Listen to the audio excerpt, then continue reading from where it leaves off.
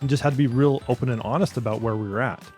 And it's Yeah. so hard because our whole lives we're taught about our finances that you don't talk to other people about it. Even talking to your financial advisors is for a lot of people hard because they're like, oh, they get to see all the internal workings of like what my bank account looks like, how much, credit I have, how much debt I have, like, what my net worth is about. Like these numbers impact us. You tell people to talk to their money. Yes, I do. And I love having clients talk to their money. They're like, what? I'm like, go onto your bank account, open up your wallet, pull out those bills. Let's have a conversation. Has money ever told you something you didn't want to hear? Oh, all the time. Tells me to talk to people. I'm like, but I'm like, oh, no. Like I have to listen to my own intuition, right? When I talk about it, but I'm the same way, Bob. Like I'll show those who are watching. Like I have money just sitting on my desk, right? Here's a dollar bill. Like, and I literally sit down and journal to actual money. The bank account if you have to, but I like the tangibility of like the actual paper money. Yeah. Right. Because we don't have it enough around, enough. And if money's going to be your friend, then why are we like hiding it in the closet and in desk drawers and in our wallet? Like, why don't we have it out? Welcome to another episode of Money You Should Ask, where everyone has something they can teach you. I'm your host, Bob Wheeler. In this episode, we are going to explore why we do what we do when it comes to money. As a CPA for the past 30 years, wait, let me say 25 because that makes me sound younger. I have seen it all when it comes to money and emotions. And if you think I'm talking about my clients, I'm not. I'm talking about myself. My relationship with money has been, and sometimes still is, an emotional roller coaster. Maybe that's something you're also familiar with. Good news. You and I are not the only ones. Our next guest is going to share their money beliefs, money blocks, and life challenges as well. Buckle your seatbelt and enjoy the ride.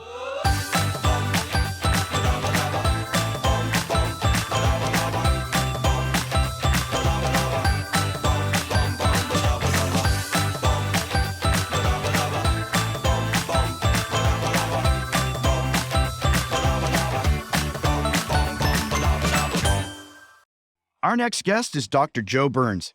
In 2009, Dr. Joe was faced with his wife lost in PTSD, bills, creditors closing in, and a house in foreclosure. He thought if only he made more money, his problems would be solved. However, after changing jobs and making over $100,000 a year, he realized money was never the problem. His mindset was. Now he helps entrepreneurs unlock access to the answers inside them by disrupting their money mindset, raising their money EQ, and making money their best friend. Welcome to the show, Dr. Joe. Thanks, Bob. Excited to be here. Yeah, well, let's just start right off the bat because a lot of people might be thinking, Bob, you should have said IQ, money IQ. Talk to us about money EQ, which is an assessment, if I have this right, of how healthy your relationship is, your emotional relationship is with money.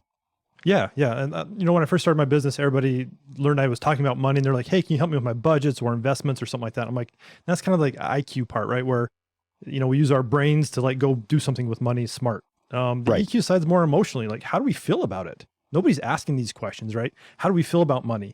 How do we respond to it when it shows up in our lives? And so I like talking more about that because it's way more impactful than, trying to figure out the stock market or investments or things like that. There's really smart people out there that do that full time that can help you. But in our everyday life, right? And how we interact with money and how we're showing up, it's affecting us way more on an emotional level than what we're giving it credit for, mostly because we've never been taught. Right? Yeah. Nobody's ever challenged and said, hey, what's your money EQ? How do you feel about this? They're like, it's just a paper. Like it does something for us. Like, so I really like diving in on that side because it really disrupts people's brains when I start asking them how they feel about their money. Yeah. When the thing's happening. And how did you first notice that? Like for me, I would sit down with tax clients and then they would go out and do the exact opposite of what I suggested that they do. And so I had to get in touch with what's going on for you emotionally. And so that was really pretty clear. For you, how did you make that connection? Was it first your own personal experience? Did somebody bring that awareness to you and you had a mindset disruption? How did you discover this component? Yeah, I think for me, it really is back to, like you read in my bio, the 2008, 2009 incident with my wife and, the PTSD and all the craziness that surrounds that part of my story. It led us down to going from a one income or two income family, and we don't have children, right? So everybody's like the perfect storm, right? No kids and two incomes, to where one income and a lot of new medical bills and things like that. And just how I had to handle our finances, right? We moved across the country during that time. I got a raise, but we moved from Utah to Maryland. And so I really didn't get a raise because cost of living is way different. Right. Which I was naive enough not to realize that, right? We're just trying to get away from a bad situation and it's into something new. And I was soon faced with trying to figure out how to pay bills I couldn't pay anymore. Right. And trying to make the math work on paper, and it wasn't working, and it was wrecking me inside. Yeah. Right. And part of that, like part of the story you read, right, still is, I when I moved out there, I wasn't making 100,000, but within a couple of years I was. And one thing that really kind of woke me up is that I was making 106,000 at a corporate job. My background was IT, right? So lots of money in IT, use my brain for really smart things. But my bills were such that I had to go to my local church for help. Right. And I'm like, hey, is there anything you guys can help me out with? And it was just like this inside, like it just wrecked me. Like, I'm like, I make $100,000 a year. Like I should have no problems. Right. Right. That's what everybody told me. Right. But yet I'm going to my church for help with food so I can feed my family. Yeah. Like this doesn't make sense in my brain. Like, so I had like this whole internal struggle about that number doesn't mean what I thought that number meant anymore. Yeah. And right. Well, let me ask you this. And maybe it didn't, maybe it did, but I would imagine if I'm thinking that I'm making 106,000 and I should have it made, and I'm having to go to my church and ask for help, even though I'm usually looking for my church to help other people, there might be some internal shame.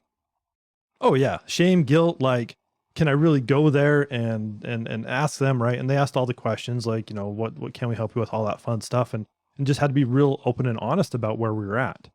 And it's so hard because our whole lives we're taught about our finances that you don't talk to other people about it. Even talking to your financial advisors is for a lot of people hard because they're like, oh, they get to see all the internal workings of like what my bank account looks like, how much, credit I have, how much debt I have, like, what my net worth is about. Like these numbers impact us. And so when we're in need and need some help from other people, there's a lot of shame and guilt that happens. Right. And I didn't like that. Like it didn't feel good to me. Right. And so I kind of worked through that. And then a few years later, I met a personal development coach that helped me see the other side of me. Right. And it really opened up a lot of stuff. And then I don't know, through happenstance in some cases, right? Because I was going through all the money stuff and going through all that financial kind of ruin. I didn't put two and two together, right? I'm just like, I got to get through this, right? That was right. I just have to make it to the other end. We lost a house during the process and all the shame and guilt around them telling my credit score was going to be horrible and you're a horrible person because you can't pay this. Like all this stuff that happens in society. Yeah. Right? That's horrible. It's horrible. It was. And my credit score was good. I was like in this like 720, 750, and it dropped to like 500 overnight. Right. Now the plus side, again, I'm not a financial guy to tell you like this kind of financial thing, so don't go on me. But within 2 years, I had built it back to like 700 after the foreclosure. Yeah. Like it's a number, right? It tells things, but how we feel on the inside. So anyways, met this personal development coach. And then I just felt this affinity to be able to apply the personal development principles to money and how we interact with it. And that's kind of how my business was born. Yeah. And I think there's a misnomer that if I'm sort of making money or appearing to be making money, right? I'm not making 20,000 a year. I'm in a good professional job. Maybe I've got a college degree. I shouldn't need any help. And I should just have it all dialed in through osmosis, I guess, because, my parents didn't know anything about money. God bless them. They just didn't know. So it wasn't like they were like, hold this information from Bob.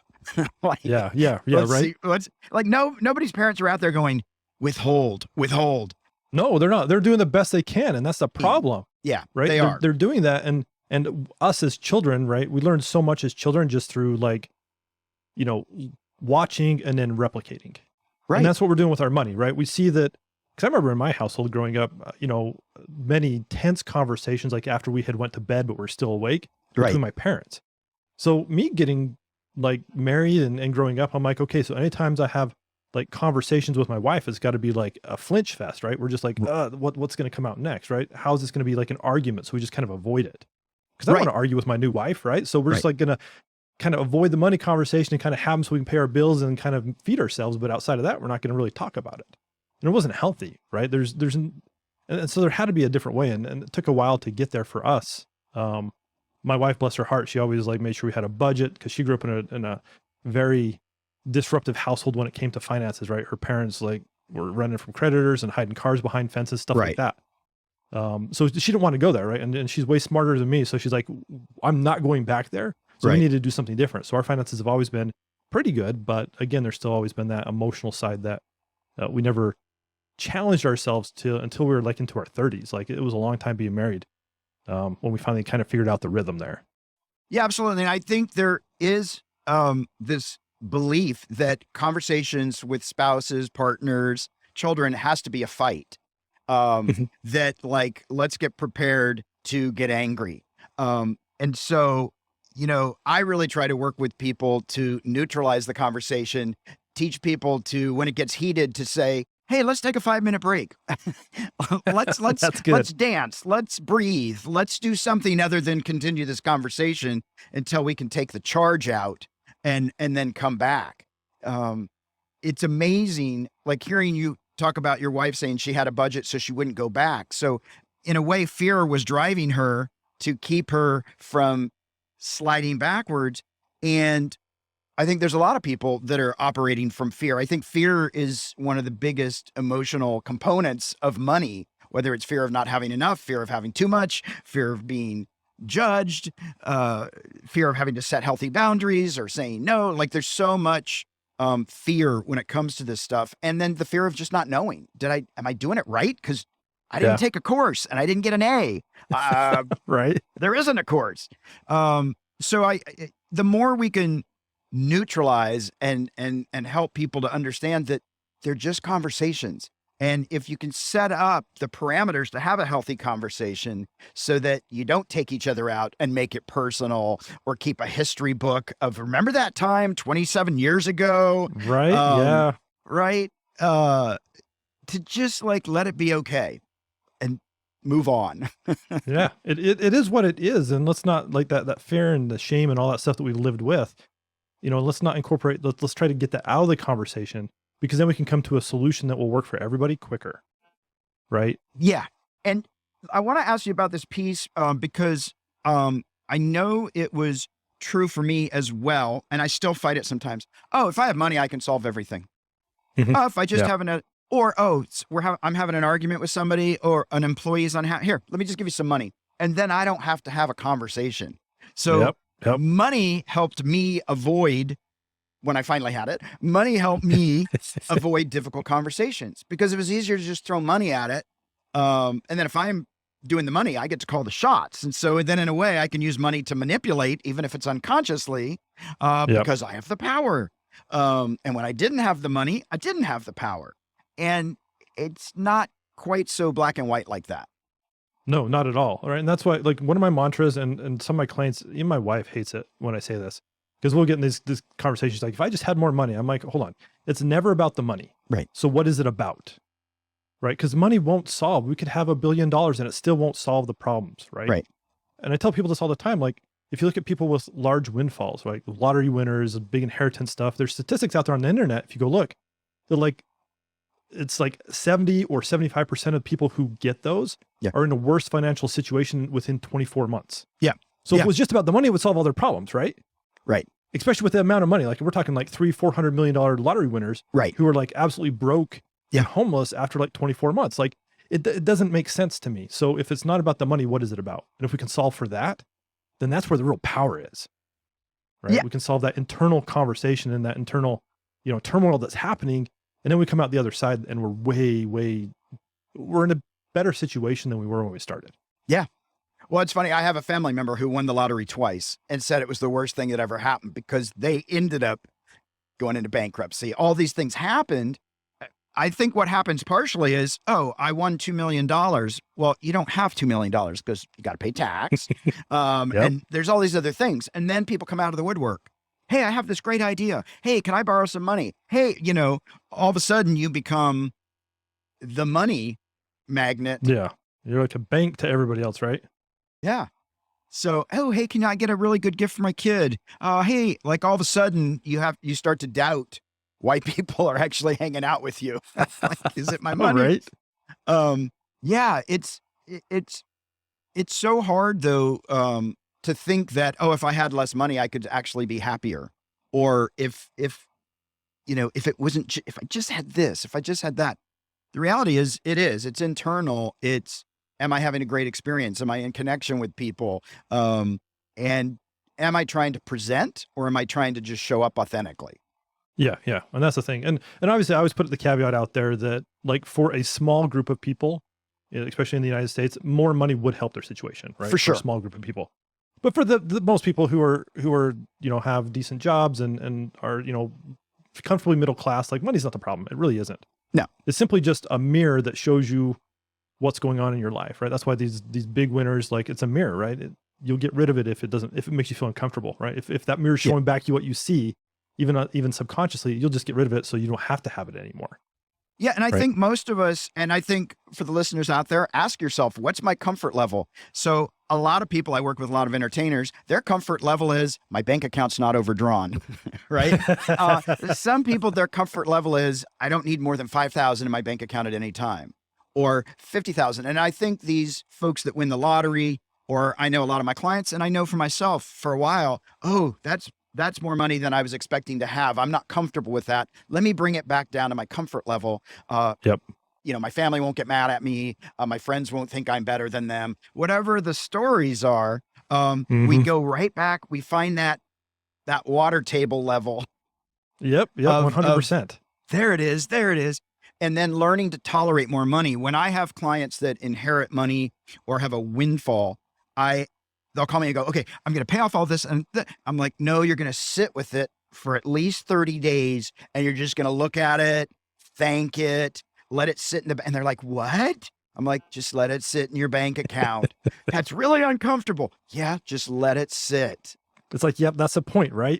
Yeah. Yeah. Become comfortable with it, because we're not, like, because we're struggling. Like when you look at that, and the struggle is passed down, but we feel like we got to struggle. Even if we have a lot of money, like you're saying, like that water table, we'll bring it back down to where we feel comfortable, even if that's within the struggle, right? And just continue to live, because that's what we know. There's no unknowns anymore. We don't know how to, we don't have to solve for things that are unknown. So we just like, hey, this has kept us alive for this long. We're just going to keep rolling along, and just, that's what we're doing. Do you, with the people you work with, and I don't ask this enough, why do we think we have to struggle? Why do we have to work really hard to get ahead? Like there are some people that are like, no, money can be easy and I'm just going to let it come in. And most of us are like, no, it has to be painful. It has to be hard, right? I can't enjoy what I do to bring in the money. Yeah, accounting is something that came easy to me. And I always felt guilty charging people, because I'm like, it's so easy. Like it's so easy. And people are like, yeah, but it's not easy for other people. I'm like, yeah, but it just feels wrong. I should have to earn my money painfully. Yeah. I grew up like, to date myself, I'm turned 43 this year. So my dad is a child of Depression era parents. Yeah. Right. And I think a lot of that, like that handed down, struggle that's been passed down over generations, right? Some of this generational trauma that comes down. Surprisingly enough, most of my clientele are women of color. Mm-hmm. Right. And so if you look at the generational trauma that's been passed down, right, you can't have, if you look at culturally, right, if you start bringing culture into it, then it plays a big part into like why the struggle exists. Yeah. Right. And some of that work I do is breaking down to be like, the struggle isn't necessary for the growth, right? We can be there, and let's talk about, why you respond that way, why you think that's the truth, because again, most truth is just perspective, and let's change the perspective a little bit, and then we can start seeing growth. So it's amazing, like just the results I get from the small shifts. Yeah. Because now they start to see things in a different light. They start to see the world differently. They start to see their businesses differently in a way that now they can start creating generational wealth of their own. Yeah. That feels so foreign to them that they never saw before, but now they can see it's possible. And now they have a good framework and task and action to go do to make it happen. Yeah. So that it makes my heart happy to be able to help in that way, because if not, then people are just doing it the hard way. And it like breaks, it like makes my brain short circuit when I start seeing that. I'm like, you guys are making it like 10 times way too hard. Like, let's scale that back a little bit. And we can do some simple, like my another mantra is always simple, actionable steps. Yeah. And then we can go make it happen. But I don't know, in our brains, most of the time we think if it's a complex issue, maybe because we think it's a complex problem, that a complex issue or a complex solution is what's going to help us get there. Yeah. And so then we want to do it the hard way. And I'm like, I guess if you want to, but I have a way simpler method and you guys can make it there a lot faster. But that's too easy. That's too easy. I don't get to feel the pain. Yep. Well, let me ask you this about helping people make shifts. And I have a belief that, you know, when I'm working with clients, yes, they're carrying their own struggles around money. A lot of them have issues around self-worth or deserving. Like maybe I don't really Mhm. deserve this. I think there's a component unconscious that they're also carrying a few generations with them. They Yeah. may not just be carrying their own doubts of worthiness, but mom and dad, grandpa and grandma, great grandpa and like there is generational stuff that we bring in and that we're not even aware that we're operating with. Would you agree with that? Oh, 100%. Like, yeah. And there's actually, I try to keep my pulse on this, right? In the psychology world and even in the science world, and they're starting to prove some of this out, like in science, right? But 100%, right? So we show up and we're like, here's these things, but this doesn't feel like. I have some clients who they'll call it out. They're smart enough and they can recognize that it's not theirs, but they won't know whose it is, right? So they'll Right. do some exercises to try to figure it out. But yeah, we bring all this stuff like it's passed down over and over and over, either through stories, you know, genetically, right, in our cells, Mhm. you know, but it's passed down. And if we can start calling that out, right, and becoming aware of it, then we know how to fix it, right? It's Yeah. like if we can't even be aware of what the problem is, it's really hard to solve for it. Yeah. Um, So so yeah. you do something that that I do and that I like to encourage people to do. You tell people to talk to their money. And Yes, I do. I love having clients talk to their money. They're like, "What?" I'm like, "Go onto your bank account, open up your wallet, pull out those bills. Let's have a conversation." Has money ever told you something you didn't want to hear? Oh, all the time. It tells me to talk to people. I'm like, but I'm like, oh, no, no, no, no. Like I have to listen to my own intuition, right? When I talk about it, but I'm the same way, Bob. Like I'll show those who are watching. Like I have money just sitting on my desk, right? Here's a dollar Yeah. bill. Like, and I literally sit down and journal to actual money. The Yeah. bank account if you have to, but I like the tangibility of like the actual paper money. Yeah. Right. Because we don't have it enough around, you know, and We around don't. enough. And if money's gonna be your friend, then why are we like hiding it in the closet and in desk drawers and in our wallet? Like, why don't we have it out and present? But yeah, I get told all the time by my money, like to go do stuff. And I'm like, but that's going to be really uncomfortable. And it's like, and like you said, you wanted results. You said you wanted some help. So here's your help. Now you can take it or leave it. But I mean, every time I've like trusted in that intuition side of me, when I've talked to money, I've never been disappointed. Yeah. How do you get your clients to talk to money? Like what are like for people listening today, what's this first step they can do to start this relationship with money? Because I think a lot of people do. They hide the money. When we use credit cards, it feels the same of charging $1 as $100,000. There's no impact. You know, you Yeah. take $100 bill out of your wallet and break it, and I cry because I know it will now disappear into the universe, into the abyss. How do you get started? First I say, you got to get some money, like get something like a example, a dollar bill is good enough. But I have like a little framework I usually give them, which is a 5-step process to just help them get used to it. Because again, like, as you know, telling people to talk to their money, the first question they always ask me, what do I say? I'm like, okay, we'll get there. Let's start this. But if I add in some personal development properties through that, I always start and say, okay, use this tool I really like that I called Write and Burn or Write and Shred. And it's like, just take out a piece of paper and a pen and just write down all the negative thoughts you have going through your brain right now. Like why you have money, you might need some sentence starters or some sentence stems that will help you get going. But do that, but set a timer for like 2 minutes. Like don't sit there all day and journal, right? That's just unproductive. Right. And then why I say burn, you can burn it safely if you're going to do that, like really safely. But a lot of clients, I'm like, just shred it up, right? Shred it, toss it away. Like get rid of that stuff. Have some power statements around money then to say afterwards, right? Because you're letting a lot of stuff out. So now let's fill that vacuum up you've created with some positivity. Yeah. The next step is sit down and literally ask your money, like, hey, how's it going today? And you can literally ask questions like this. Hey, money. Like I remember some clients, I remember back when I started, right? I'm like, hi, money. My name's Joe. How are you? Like start it like you would a real relationship. If you don't have a relationship with the money, then you got to start somewhere. Right. You just can't say, hey man, give me your deepest, darkest secrets. Like it doesn't know you. Right. So it's not going to tell you much. Right. So you might have to start out with some basic questions and then just pay attention as you're talking to it. And I always have like, hey, get a piece of paper and a pen out and just write down whatever you hear. Now, my best question to ask money is, hey, who can help me today? I have this problem. Who can help me? And then the first name that comes to your head, write that down. And then step number 4 is go talk to them today. Now, without an agenda of any way, because you never know how those conversations are going to end up, but go talk to them. Like, let's have conversations with people we know, people in our networks. We know a lot of people. So start leveraging them in ways that can help you get to where you want to go. Yeah. Right. And then number five is one of the most important steps is celebrate what happened today. Right. That accomplishment energy is really, really juicy.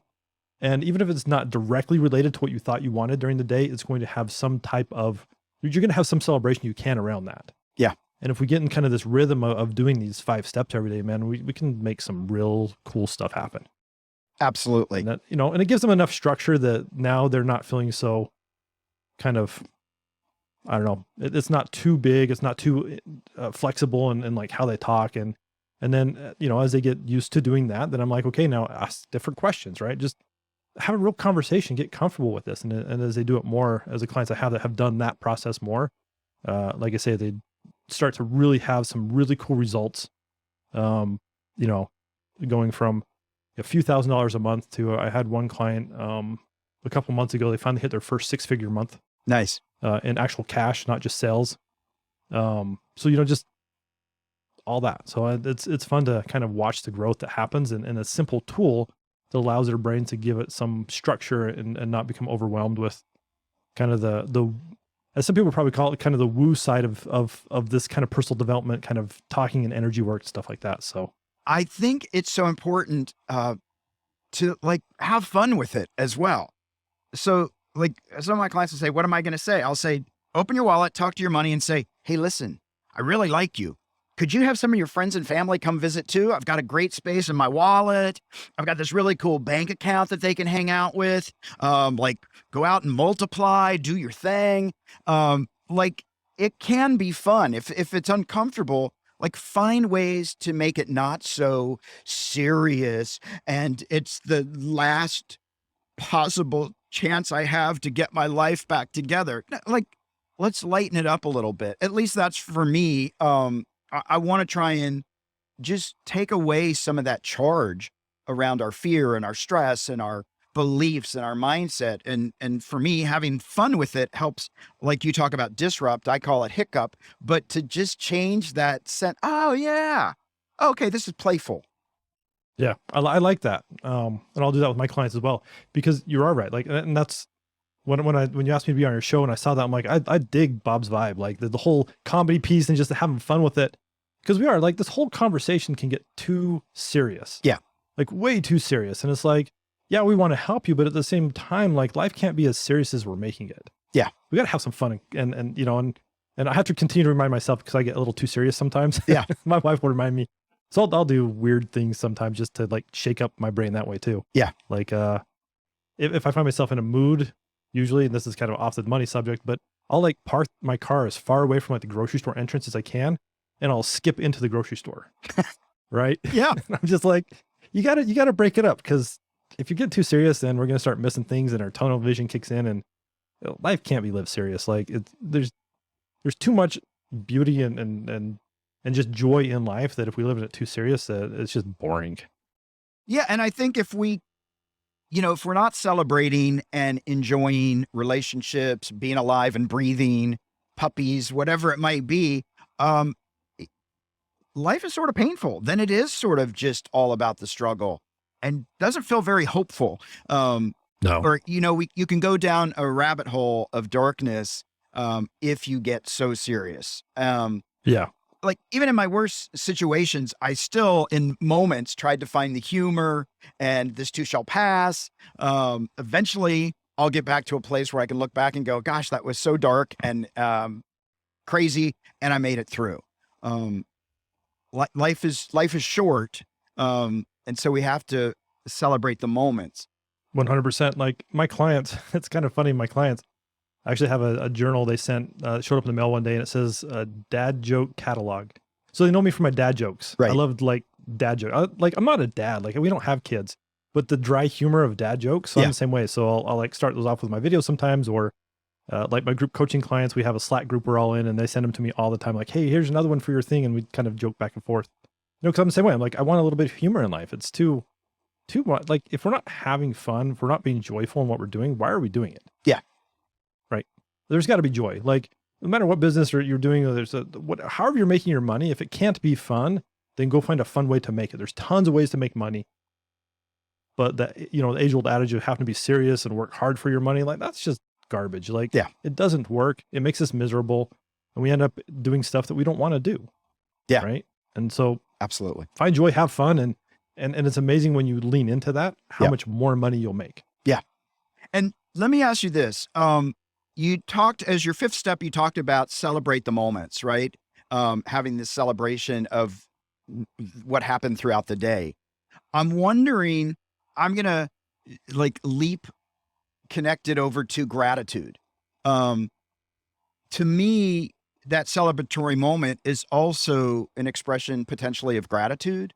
And I don't know if that's true for you. I have found that as I've shifted my mindset to more gratitude and being grateful for things, even things as simple as hot water working today, or having hot water, having running water, some of those things, that it shifted my attitude. Instead of, oh, I don't have the newest this or that, and I don't have, why does my friend, if I can just come from this place of, wow, I'm just happy I'm breathing today. Cool, my car started. Those little things, okay, gas is incredibly expensive right now, but thank goodness I was able to buy a tank of gas. Whatever Right. those things are, instead of looking for the negative, trying to still see the celebratory moments, even in the challenges we face. I would agree with you 100%, Bob. Right. There's obviously gratitude underneath that. Yeah. A lot of people aren't used to that. Right. And so I started with accomplishment. Hey, just, can you see you did some pretty cool stuff today? Like, Right. Is that good enough? Okay, now we can. And then there's kind of both, I think from my perspective, there's concepts in both of those, but both are super important. Yeah. We had a coach a long time ago who kind of said something the same about gratitude. And he suggested like gratitude journals, and that you fill out like before you go to sleep or something. Hey, what are you thankful for today? And one of his things was, even if like your spouse, even if you can't, like, if you're angry at them and just like they did some stupid things that day, he's like, just say, hey, I'm grateful that you have like blue eyes, right? Just something Right. just to be happy about. Yeah. Because it's so important, because when we can see the gratitude in things, then we can start to see, hey, our lives aren't too bad, right? Our problems may feel heavy, but there's still a lot to be happy for, a lot to be grateful for. And there's a lot of really yummy energy around it that helps us get out of those kind of funky times. Yeah. And I also think when we express gratitude, even if they have blue eyes, right, that we're helping erase the case that we're building against them. Yeah, 100%. Yep. Right. Because if we're just busy going, and then they did this today, and then this happened, for me, the gratitude helps sort of erase the case that I'm making. Yeah. Yeah. And I think it goes back to like what you said at the very beginning, when you have your clients and they start like the energy of whatever's happening within that meeting, you're like, hey, let's get up and dance or move around. It changes the energy about like what's being created. Yeah. If we can add some positivity in there, it breaks it up. And if you think of like a hard candy shell, that negativity will start to harden. But if we can just to put a little crack in there, then it all crumbles really quick. Yeah, right? Absolutely. And we're all like back to like some at least better vibes and seeing a little bit better outlook on life, instead of, just, what we don't have. Right. And the same goes for money, right? Like if we can be like, hey, I have this, I have a few dollars, I can, like you said, pay for gas right now because it's crazy expensive. But look at it that perspective, instead of like, oh, why is it so much? And we're so angry about all the things we can't change. If we can start focusing on things we can change, then the world looks a lot better, and our goals start to become more attainable. Yeah. Instead of being those things out there where we can't ever reach. Yeah. I will comment on this because it was a hard adjustment for me. I hate paying for coffee in airports, right? Because, $25 and I got Right. maybe a croissant and a coffee, and I go ballistic. And I finally had to shift to, well, I'm grateful that I can pay for it, because it's not going to change. They're not going to drop the prices down to $2 to make Bob happy. Nope. And like, I'm not going to win this fight. So accepting and then being grateful that I could afford it. It's still a little hard, but I at least now do it and just go, be grateful, be grateful, be grateful. Yeah, I'm the same way. Like I'll look at things, I'm like, but again, I have to ask myself, and that's where my mantra goes back. It's never about the money. So what is it about? Right. Right. Are we angry because we don't have control over the situation? Are we angry because we feel like we're being gouged? Like, what's the real emotion underneath it? Because if we can start to solve for that, then life gets a lot easier. Because if we're finding it with croissants and coffee, we're finding it in other areas of our life as well. Right. We're just not acknowledging it. Exactly. So that's why I always got to say, it's never about the money. Okay, so what's it about? What is this one thing about? Why is it irritating me so much? Yeah. Okay, now I can go solve for that. And now like maybe next time it might not irritate me as much, right? A little less. Exactly. For me, it's control. I want to control the world. I want to control every emotion. Just a minor thing there. Just a small thing, Just a small thing, controlling the world. Man. Well, Dr. Joe, we are at the Fast Five, and the Fast Five is brought to you by Cube Money, a cash envelope system made easy, real-time financial awareness without the hassles of tracking expenses and carrying cash. For more information, check out the link on the show notes. So, Dr. Joe, we're going to shift the energy a little bit. We're going to jump into some top of mind questions, and let's see where we land. Cool. Let's do it. What was the last time you purchased something and immediately regretted it? Oh man, it's been like probably 5-6 years ago. Okay. And do you remember what it was? I actually don't. I remember the feeling. I'm like, I don't want to be there anymore. Right. And digging through what I've dug through, right. I'm like, I'm very intentional about it now. Or when that emotion starts coming up, I'm like, oh, okay, this is about the money again. It can't be about the money. So what's it about? Right? What's it about? So, have you ever thrown someone an extravagant party? I haven't. I'm not a party dude. So I'm not the party planner. So don't call me for that stuff. Don't call. What's something your brain wants to convince you to do, but you have to fight it? Oh, anything that involves pain that might be safe. Like my body thinks of like falling. I really want to do skydiving, and I'm still trying to work up to that. But it's like just my brain always goes to the extreme, and then my body, my nervous system literally feels like what it could be. So if you watch those funny videos on YouTube where people get hurt, but maybe not like really hurt, like I feel that, so I can't like watch that stuff. Like it just really messes with my brain. Like anything like that, like my body feels it. Wow. Yeah, I hear you. I'm not going to do skydiving anytime soon. Which do you listen to most, your heart or your brain? Oh, my brain, 100%. I'm working on my heart, but my brain rules the decisions most of the time. All right. And does that mostly serve you or 50-50? Oh, it's horrible. Like, because I use past experiences to like make decisions that my heart and my intuition would tell me different. If we had more time, I have a whole Bitcoin story that I could talk about for hours, right? I had the intuitional hit. I should buy it in 2010 and I didn't. Right. And it cost me, I mean, where it's at today, who knows, but like it cost me a lot of money. Yeah. In that moment, right? And fear holds us back from doing some of those things, right? Just that resistance. Oh, heck yeah. It's uncomfortable. But my heart said, go buy it because other people really smart are buying it. So it's probably going to do something. My brain's like, but it's like this fake money thing that doesn't make sense to me. So I shouldn't do it. Right. And I didn't do it. And I don't understand it. I can't move forward. Yep. So my wife is teaching me more to listen to my heart in those situations. And it's serving me better now. Okay. Is there something that you really wanted to do as a kid, but didn't have the opportunity? Fly. I always wanted to become a pilot. Mm. And as the expense goes with that and all that stuff, like I never got there. Like I love flying. I love like going on planes and stuff, but never had the opportunity to actually be a pilot. Yeah. So if I could do it all over again, maybe. All right. Well, let's see. We are at our M&M moment, our sweet spot, money and motivation. I'm wondering if you have a practical tip or a piece of wealth wisdom you could share with our listeners, something that's worked for you. I think, like we said earlier in the episode, get some cash, have it on you and talk to it. Like 100%, I could talk all day about different strategies and personal development things that would help. But if just doing that, even doing it wrong, there's no wrong way to do it, just do that. And your life around money is going to change drastically in even a week. Like even after doing it one day, it will change the way you see money forever. Yeah. Well, I hope people go out and talk to their money and really cultivate that relationship because I think it's so key. But what I really enjoyed talking to you about today, because I feel like we're so on the same wavelength about this stuff, is this disrupting, hiccuping our money mindset, and to start to realize and just become aware of how emotions play such a role in our finances. Oh yeah, 100%. We tell ourselves it's just very black and white. 2 + 2 is 4, but it's not because we're working with the hesitation. We're working with the fears. We're working with the brain instead of the heart. Right. And so the more we can start to cultivate the relationship with money, because I'm in agreement, it's a relationship. Yes. And like any relationship, it's not a one and done. I fixed it, never have to do it's a fluid conversation, just like it is with a spouse or a kid or a parent. It's ongoing and you have to adjust and pivot. And even as we're talking now, you still talk about how I'm learning to do more with my heart, right? None of us have arrived. We're continually arriving. It's a journey.